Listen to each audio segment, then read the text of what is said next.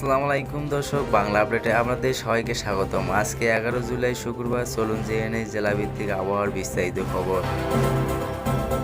ঢাকা ও আশেপাশের জেলাগুলোতে ঢাকা সকাল থেকে আংশিক মেঘলা থাকবে, দুপুরে পর বিক্ষিপ্ত বৃষ্টি হতে পারে, গরম থাকবে কিছুটা কম। এদিকে নারায়ণগঞ্জে হালকা বৃষ্টি হবে, বাতাসের কারণে ঠান্ডা লাগতে পারে। গাজীপুর গরম মেঘলা, বিকেলে বজ্রপাত সহ বৃষ্টির সম্ভাবনা রয়েছে। মুন্সিগঞ্জে দুপুরের পর হালকা বৃষ্টি হতে পারে।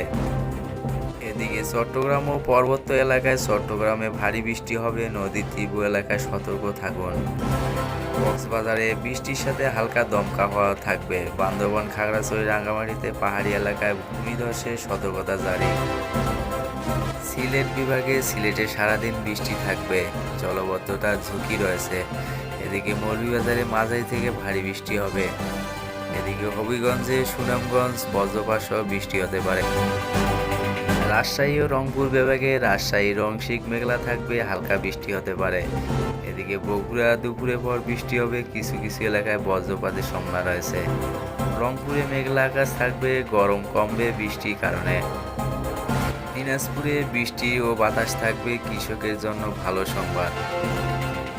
এদিকে খুলনা ও দক্ষিণ পশ্চিম অঞ্চলে খুলনা মেঘলা আকাশ থাকবে, মাঝে মাঝে হালকা বৃষ্টি হতে পারে। যশোরে গরম মেঘলা, বিকেলে বৃষ্টি। সাতক্ষীরায় বৃষ্টি হতে পারে রাতের দিকে।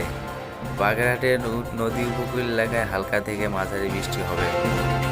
বরিশাল বিভাগে বরিশাল জেলাতে বরিশাল সারাদিন মেঘলা থাকবে, দুপুরের পর বৃষ্টি হতে পারে। ভোলা নদী ও চর অঞ্চলে বৃষ্টি বেশি হতে পারে। ময়মনসিংহ সারাদিন মেঘলা, বজ্রপাত সহ বৃষ্টি দুপুরে পর হতে পারে।